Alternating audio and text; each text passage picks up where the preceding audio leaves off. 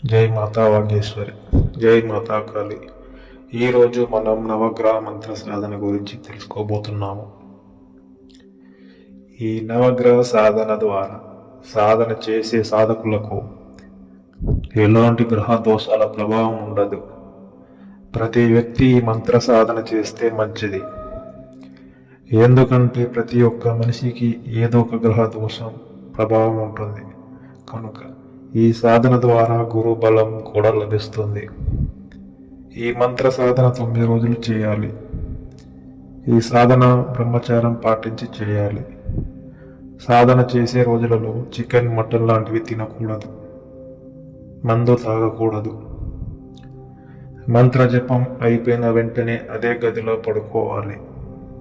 సాధన చేస్తున్నట్లు ఎవరికీ తెలియకుండా జాగ్రత్త పడాలి. ఈ నవగ్రహ మంత్ర సాధన ఆఖరి రోజు హోమం చేయాలి. ఈ సాధనలో మీకు నవగ్రహ దేవతల దర్శనం కలుగుతుంది. అలా దర్శనం కలిగితే మీకు మంత్రసిద్ధి కలిగినట్లే. ఈ సాధనలో మీకు నవగ్రహ సిద్ధి యంత్రం మరియు సిద్ధి జపమాల, సిద్ధి ఆసనం తీసుకొని పూజ చేసి సాధన చేయాలి. ఈ సిద్ధి సామాగ్రి మా ద్వారా పొందాలనుకునేవారు మాకు ఫోన్ చేసి బుక్ చేసుకోండి. మీకు మేము కొరియర్ ద్వారా పంపిస్తాము. మా ప్రేక్షకులకు ధన్యవాదములు.